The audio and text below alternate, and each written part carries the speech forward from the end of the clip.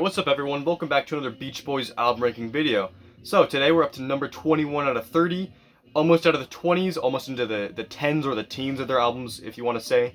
So, the album we're looking at today is a very important album within the Beach Boys discography. It's not their greatest, but it's also not their worst by a long shot, and I think it was one of the first albums of theirs. Well, it was one of the first albums of theirs, you can already see in the title, but it was one of the first albums of theirs that really established them as a proper band. And without any further ado, that album, released on March 25th, 1963, their second studio album, Surfin' U.S.A. And this record is just a classic by every sense of the word. The cover art, to the boys on the back, to the title track, to just what this album meant at the time of its release. So, Beach Boys formed in 1961. They released their debut single, Surfin', back in late 61. And in the beginning of 62, or basically just 62, they released some singles. And in October, or November, I think it was October of that year, they released their first album they ever made, Surfin' Safari. And while that one wasn't a national success like this one would become, it was a regional success. It was huge in California. And for their first album, went to number 32 on the charts, I think, which for the first album was not bad at all. So it gave them some exposure, you know, especially in California, but a little bit across the nation. But basically that was the album that ensured Capitol Records and the band that there's something special there. So that album came out, they toured for it a little bit, and then in early 63 they started work on their next album. And what came out was Surfin' U.S.A. and the single. So for all of you who know, well, pretty much all of you know the song Surfin' U.S.A. It's huge. It's one of their biggest songs, but it's also just one of the biggest 60 songs. And just a classic. I'll get into it a little bit later. I want to talk about this album a little bit more, the backstory behind it, but really what you need to know about this one is that was the song that blew them up. The Beach Boys before Surfin' U.S.A., you know, were mildly successful. They were huge in California. You know, they had the album out, they had some singles with, you know, Surfin' Safari 4 and I, and they had like the County Fair single. But they're really not a big thing yet. They're kind of just growing. But with this album, with that song, it propelled them to the spotlight. Early 63 is when they blew up and they became the biggest band in America for a year or however long it was. Anyway, early 63, they went into the studio to start writing some songs. And there's a quote that Brian said in some liner notes or something for some reissue of this album. But he was saying Surfin' Safari was really just practice for the band, just practicing the harmonies, practicing how to work in the studio. But with this album, just a notch up in quality for everything, from the vocals to the instruments to just the songwriting. They just stepped their game up, and I think he was right, because this album to me is a quite a big improvement over Surfin' Safari. It's not like drastic. It's not like they went from Surfin' Safari to fucking Beach Boys today. No, it was still very, very amateur, still very innocent, but it was a step in the right direction, and I think for that reason, this album will work so much better, and it just feels like such a more lasting album, in my opinion. You know, you look back on Surfin' Safari, and while I think it's a great record, you know, it's very dated, not in a bad way, but you can tell, you know, this is early 60s, this is young Beach Boys, whereas this one just feels like a band of guys who know what they're doing. You know, that record kind of felt more, you know, amateur and innocent, while this one still retains some of those same qualities. It feels a lot more realized. So, early in the year, they started working on songs. You know, I think they went to different studios. I think at one point they recorded in New York for some songs, I don't know. But really it all began with the first song released on March 4th as a single, so just a few weeks before this album came out. And the song was Surfin' U.S.A. And what a fucking classic track. I mean, even when I was like a little tiny kid, even when I was like 4 years old, I know that song. I knew that song. Everybody knows that song. And while I don't think it's one of their best songs by a long shot, I think it's one of their most important songs.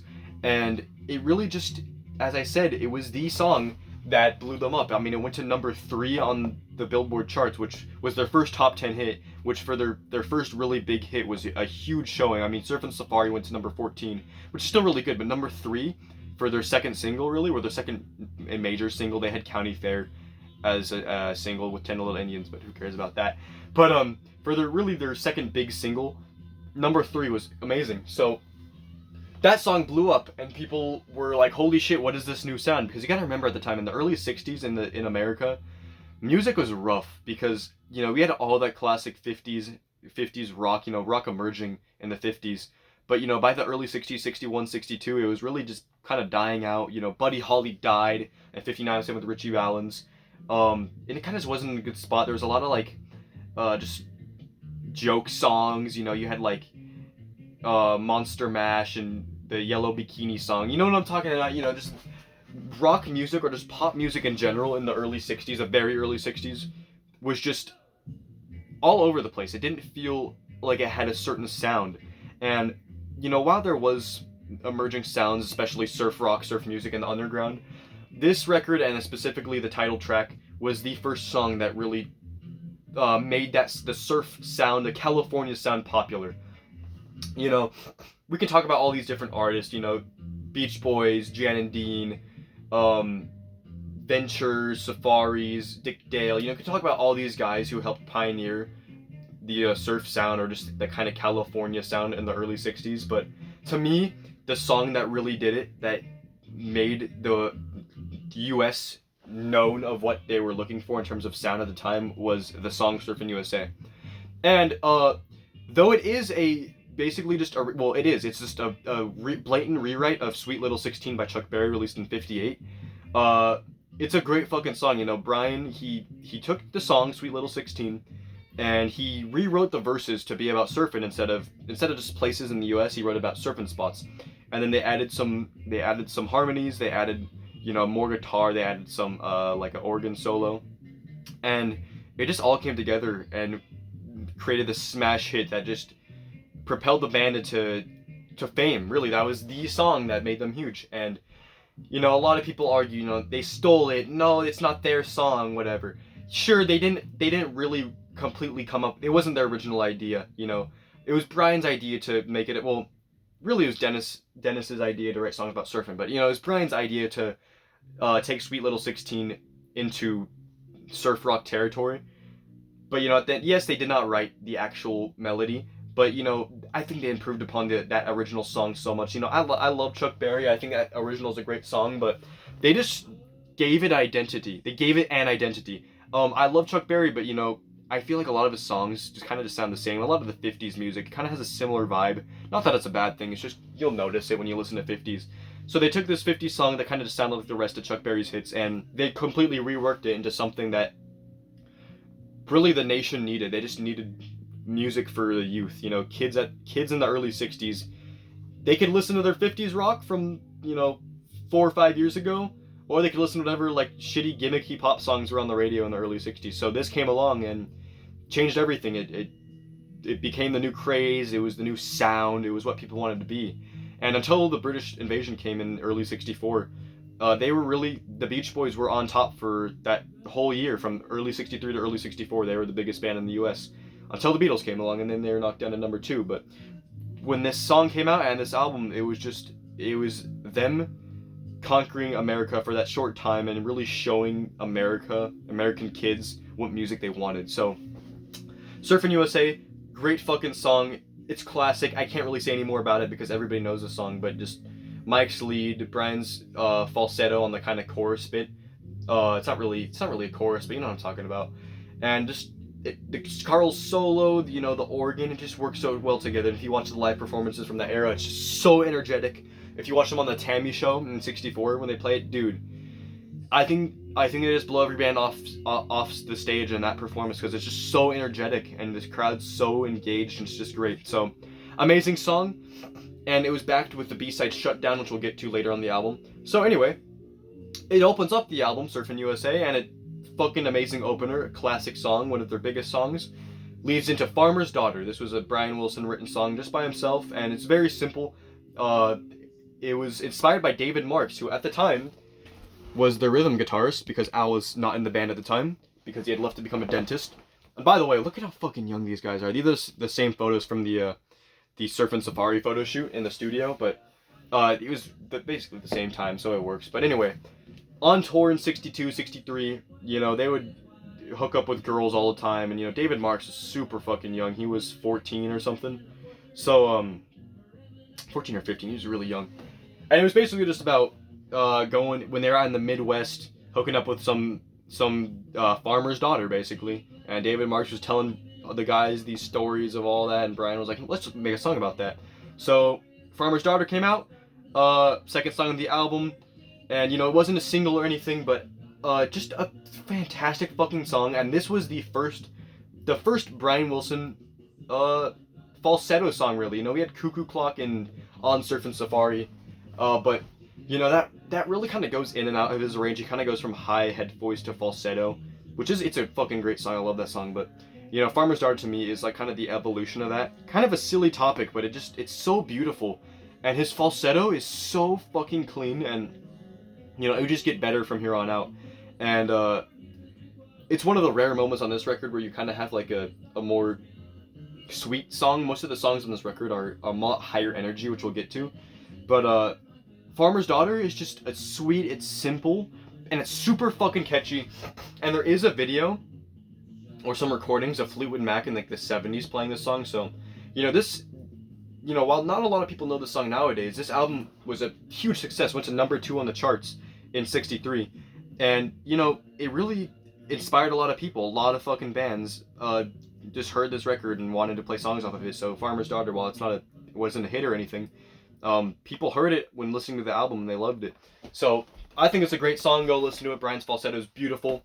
Leads into a Dick Dale cover, Miserlou. And Miserlou is probably the most popular surf rock song of all time. It's just iconic. It was in Pulp Fiction. It's just everywhere. Everybody knows the riff, one of the most popular guitar riffs. But they did their own rendition of it with Carl on lead guitar, David in the background, and what a good fucking cover. Is it as good as the original? I don't think so. The original has a lot more energy. It's a lot louder and a lot more punchy. And you had the shouts, and it kind of just feels a lot more kind of not grimy, but like sludgy. I don't even know how to describe it. It's just such a cool feeling. That early surf rock sound had such a cool feeling. But this version's a lot more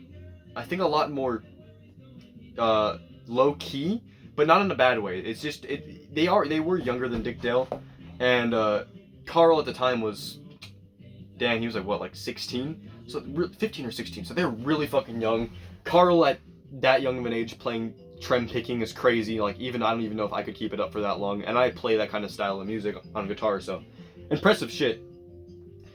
I love the rhythm guitar tone from David. I love Brian's bass. It's just like super low, like not punchy, kind of just like deep. And Denny's drums, they sound great, and it's tight, and it works really well. And the Beach Boys are known as a surf rock band, which is not it's not even, I won't even say it's a good way to identify them. They only played this style of music for literally like a year. That surf rock sound really was only on their 3 albums, and they evolved more into the pop rock territory, and then just into straight up like progressive pop, whatever. They would go far and wide into different genres over the years, but they're mainly known for being a surf band just because that's what their early hits were identified with, that kind of sound and that kind of image. And while it's not my favorite era of theirs, it's important because it's the one that made them big, and this album to me is the embodiment of that era. While I think they improved upon it greatly with Surfer Girl, the album that came after this, this one feels much more surf rock. This, the song you can hear right now, Honky Tonk, I'm pretty sure. Yeah, I think I'm pretty sure it's Honky Tonk. It's one of the instrumentals. This album is a 100% complete surf rock album. Not just because they sing about it in some songs, but because they have 5 surf instrumentals, Miserlou being the first, the next being Stoked, which I'll talk about in a second. But basically in the 60s, in the early 60s, a lot of people looked at the Beach Boys kind of as posers because they didn't surf. Well, Dennis surfed, but besides Dennis, they didn't surf, and they would write surf rock music, but it wasn't really surf rock. It was pop music talking about surfing. So a lot of the actual surfers and people who would play instrumental surf music, which was what it was called at the time, surf rock in the early 60s was the instrumental surf music. A lot of those people would call Beach Boys posers because they weren't writing surf rock music, but they were proven wrong with this album because this one is surf rock at its core. Yes, you do have those pop rock songs, just the pop songs that you can't really classify as surf rock, but you have the instrumental surf rock songs, and this is really the only album where they would actually do it like that. You know, they had some instrumentals on albums after this, but they're kind of more just filler. The songs on this one don't feel as fillery. They kind of feel like like musical statements that were meant to be surf rock on a surf rock album. And that's my favorite thing about this record, because it's not something that you need to think about too hard. It's not an album that you kind of have to look into and be like, ooh, whoa, that's cool. Like, where did that come from? Or that's a very interesting chordal change right there. No, it's fun, early 60s, upbeat, catchy. So fucking catchy. Even these instrumentals are so catchy. And Stoked, the song I'm getting to next after Mr. Lou, it's another instrumental, and this one's just so fucking energetic with all the guys just yelling "Stoked" at every couple bars. Super fun, super upbeat. I love it. Leads in to the best song on this record by a landslide, and one of the most completely just mind-boggling songs in the entire Beach Boys discography, especially at this time period, "Lonely Sea." So you gotta hear me out here. So the first 4 songs on this record, you know, while they're all great, they're all really upbeat, all really fun, simple, happy, just what you'd expect. You know, beachy songs that are talking about fun stuff, playing a upbeat style, and then you get to the song "Lonely Sea," a droning, haunting, eerie ballad where it's just like cryptic and dark, and it kind of just feels barren, and it's like barren in the best way possible, barren just in a creepy way. So it's fucking weird. Go listen to the song when you have the time, but it completely is a mood change. You know, you get all these fun songs, and you just get, you know, kind of get the sound of the tape, which sounds like waves a little bit, and then you get Carl's guitar coming in, like the minor chords. Then you get the ride cymbal from Denny, and then you get Brian's falsetto. And what a fucking magical moment. This was the first ever ballad they ever did on any record. I don't think Surfer Girl, the single, was released before this album. So yeah, it was the first ballad they ever put out. And I think they would get better at writing ballads for their first one. It's fucking beautiful. It's depressing, you know, yes, it's still the topic of the sea and the beach and, you know, the Beach Boys and summer and fun. Well, not really fun for this one, but you know what I'm saying? You know, it's got that same topic, you know, that beach theme, but it's so fucking dark. It is depressing and miserable. Like, the song, like, feels miserable. The mood is miserable. And it sounds like droning and eerie. And then you get to the bridge where Brian does his whole talking thing. He's like, does kind of his Elvis thing. And those first 2 bars where the harmonies come in, where he's like, these tears in my heart, or these tears in my something in my heart, something in my eyes. I can't remember the exact lyrics right now. But where Brian comes in on the talking, it's this pain in my heart, these tears in my eyes. Please tell the truth. You're like the lonely sea. The first 2 bars of falsetto, so fucking haunting and creepy. Like, it makes me feel a certain way inside. It's the way they hit those harmonies, and it's kind of crazy that for their second album, a year before British invasion, when American music was really just a gimmick, and they were Brian was writing a song and putting out a song this deep and interesting and personal already in their second album, when he was literally not even 21 years old. He's still 20 years old. When he's writing something this deep, it's crazy, and it just shows you what was coming next, what great things were coming up next. And I'm so excited to get onto all these other albums. You know, I love this album. I don't have almost any problems with it, but it's just going to keep getting better. So it makes me excited to talk about the rest of them. But anyway, Lonely Sea, easily the best song on the album. Changes the mood a lot, but who fucking cares? It's beautiful. And then the mood changes right back once again to the B-side of Surfin' U.S.A. Shut down. Tack it up, buddy, gonna shut you down. Fucking classic. I love this song. I've always known this song. It's a hot rod classic, you know, like 409, like Little Do Scoop, but it's kind of funny. You're like, you listen to this depressing ass song, and then Shut Down comes on, and you're like, oh, this is fun. Ending off side A. This one charted a little bit. I think it was like some 23, something in the 20s when it charted on Billboard as the B-side. But it's a classic. I can't really say much more about it. It's just, you know, it tells a story about two cars. It's like a Dodge and a Chevy of some sort. I don't remember exactly the car models, but basically the Dodge is winning. They're doing a drag race or just a race of some sort. The Chevy's pulling in the lead, and then the Dodge, because it's a better car, starts winning, but then it fails a shift, so then the Chevy pulls ahead and wins the race.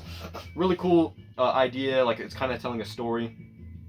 A lot of car people have commented that this song doesn't make any sense because the Dodge they're talking about in the song was, oh, it's a Stingray. Yeah, fuel injected Stingray and a Dodge 413 because those are the lyrics. So yeah, it's a Chevy Corvette Stingray and a Dodge 413 something. And basically, in real life, what car people are saying is that the Dodge is a much more powerful car than the Chevy, but and it makes no sense to the Chevy one. But you know what? Who cares? It's a song. It's telling a story. Great song, classic hit, good one. Ends off side A. Fucking amazing first side. Begins side 2 with a more forgettable song, Noble Surfer. Really just about this surfer being a good guy, stand-up guy, noble surfer. I really can't say anything about it. I like Mike's vocals. He really doesn't have. Yeah, Mike literally has 4 leads on this album, which compared to Surfin' Safari is not a lot. But Noble Surfer, really can't think much more of it. But it's just a great song. I think. Is Noble Surfer the one with the light accordion or like xylophone or whatever it is? I think it's not accordion. Definitely not accordion.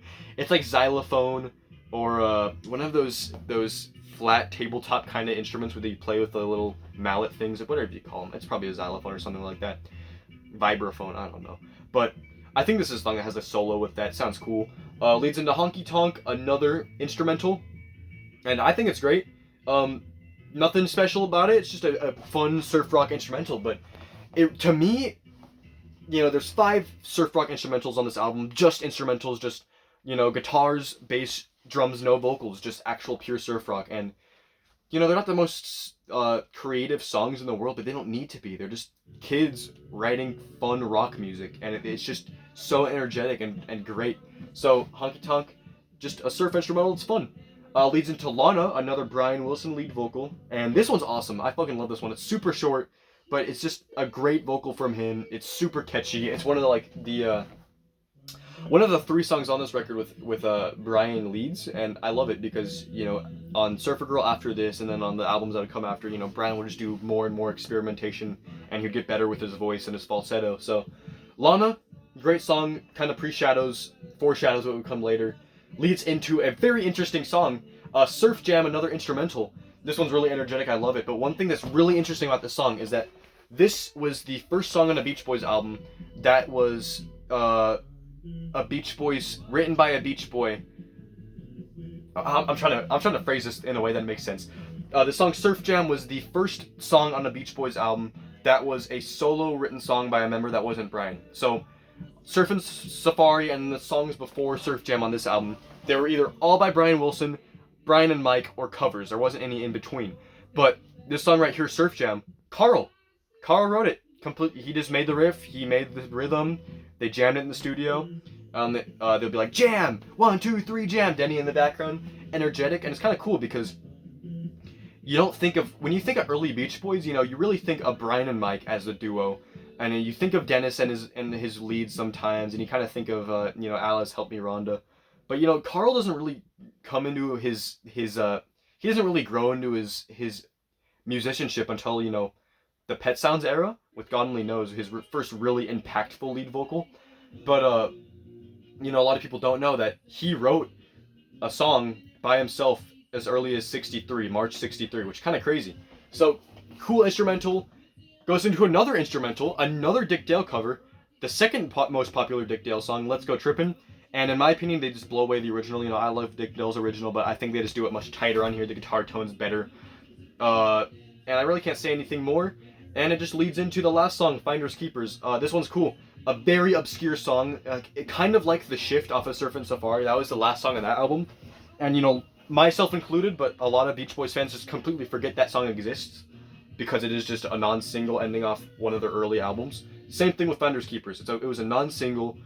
I think it actually was released as a single somewhere. I could be wrong, but I feel like in some country it was released as a single or a B-side. Anyway, it ended off the album. It's a very obscure song. Almost nobody knows it, but I think it's great. It's about, you go to the beach, you leave your board somewhere, you walk to go get food or something. Some guy steals it. You see him surfing with it. And then he wipes out, and the board goes to the board washes up on shore, and he gets the board back, and it's like Mike's telling the story when he's singing it, and he's like, Finders, keepers, losers, weepers. I got my board back. Classic song. I like the falsetto part. It's like, she said, yeah, he said, or she or he, I don't even know. But cool song, ends off the album on a good note. And with that, that's what we have. I mean, you know, you got to remember that the Beach Boys were really the first American rock band that had any sort of notoriety within the music scene, and this was the album that propelled them to that stature. And you can just tell, like, the Beach Boys, the number one surfing group in the country, like, you know, in '64, Capitol would have never put this, because, you know, you had Beatles, you had the Rolling Stones, you had the Kinks, the Animals, whatever. Well, not the Animals, they're from America. Some other, I'm blanking right now. But, you know, you had the British invasion, so music changed so rapidly. But when this album came out, you had none of that. It was just pre-Beatles, innocent American music, and they were on top for that short period of time. And this album really just embodies that innocence. And I think, you know, the songwriting in here is a lot more cohesive and more serious. They took it more seriously than Surfin' Safari because they were older, not by much, but a little bit older. Just a classic. You know, it was a hugely successful album. I think it was the highest selling record of 1963, which is pretty cool. But you know, just the back cover. You know, Brian is 20, Mike's 21 or 22. David's fucking like 14, 15, 16 or 17. Like, they're young. And really just, and then you can see the some of the leftover picture from the Surfin' Safari photo shoot. Here's them advertising the record, which is very cool to see. You know, this is the OG 63 press. And it's just cool to, you know, to have the record that came out at that time, because there's there's nothing alluding to their later stuff. You know, when this record came out, all there was the first record, Surfin' Safari, and then there was Surfin' U.S.A, and that was the Beach Boys at the time. And it's just really cool. It's just a classic record, and if I have to give my thoughts on it, there's just a lot of variety on here. There's, you know, you have the big hits with Surfin' USA, Shutdown. You know, those were the singles. You know, you have the kind of the deeper songs that are a lot more interesting, melodically interesting, and just more texturally interesting. With Farmer's Daughter, Lonely Sea, Lana, you kind of have those more the lesser talked about just other tracks with like Noble Surfer, Fenders Keepers. Like, nobody really knows those songs. And then you have the instrumental surf tracks, like the actual surf rock songs, with Stoked, Miserlou, Honky Tonk, Surf Jam, Let's Go Trippin'. And while they aren't crazy amazing, they're just fun and simple, and they rock. They have energy. And I think overall as a whole, I'd give this album a solid 8 out of 10. You know, the title track's classic, Farmer's Daughter, Lonely Sea, Shutdown, Lana, those are all fucking great tracks. And while they think they would continually just improve on their sound as they went along, I think this was a good, I don't even know the word for it. This was a good step up in terms of their musical quality, and it just kind of propelled them into what they would become, and why they'd become revered as one of the greatest artists of all time. And you know, this album is credited to Nick Venet, who is a Capitol Records representative who signed the Beach Boys to Capitol Records. He was credited as the producer, but he actually didn't really produce it. It was really just Brian with a little tiny bit of help from Murray. But you know, this was kind of the record where he started doing everything by himself. And once Surfer Girl came along, you know, he was credited as the producer. So this was kind of his first foray into being a professional. You know, the first album was a little more amateur, and this one still has that innocent amateur quality, but it's a lot more professional. It's a lot more well written, more variety. No songs on here that I dislike. I love every song, and it's super short. So it's just a good album to ride in the car with, or sit down to just, you know, just listen to real quick and just see what the Beach Boys were in 1963, before the Beatles, before British invasion, before the drugs. Just innocent early 60s surf rock. And yeah, for me, I've had to give it an 8 out of 10. It's a really solid record, you know, number 21 out of 30. So for an album that's this solid, being this low, just really tells you how fucking amazing the Beach Boys are. And yeah, let me know what you guys think about this one in the comments. You know, 8 out of 10, released on March 25th, 1963, Surfin' USA. Let me know what you think. I'll see you guys in the next video.